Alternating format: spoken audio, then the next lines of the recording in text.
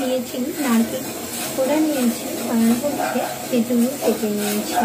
আর এদিকে আমি ভিজে সুজিটা ভেজে নিচ্ছি। সুজি দিয়েছি, ভেজে নিচ্ছি। আর পানি থেকে দিয়েছি, দিয়ে দিচ্ছি নারকেল কোড়ানো এবং হচ্ছে খেজুরের গুড়। সব কিছু একসঙ্গে ভেজে নিচ্ছি। একটুখানি পানি দিয়ে দেবো।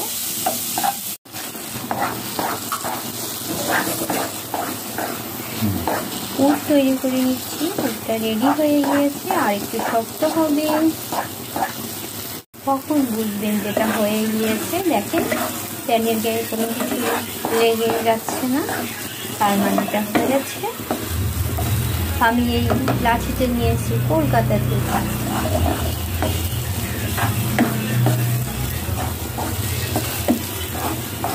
হয়েছে।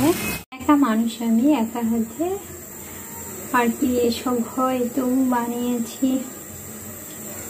রোলের জন্য একটা বানিয়েছি, কোনটা বড় হয়েছে কোনটা ছোট হয়েছে। আর অন্য একটা ডিজাইনও বানিয়েছি। এখন ওগুলো ভাপিয়ে নেব। এটা আমি ভাপে বসিয়ে দিয়েছি, যেহেতু ভাপা পুলি, সিদ্ধ পুলি।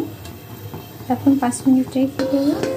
হয়েছে, এখন উঠিয়ে দেবো। এই তো পুলি পিঠা রেডি হয়েছে। সিদ্ধ পুলি বানিয়েছি, একা হাতে সম্ভব না, তবুও বানিয়েছি।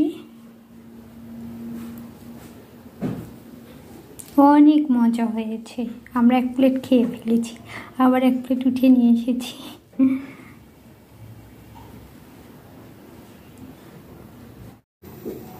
বানিয়েছি।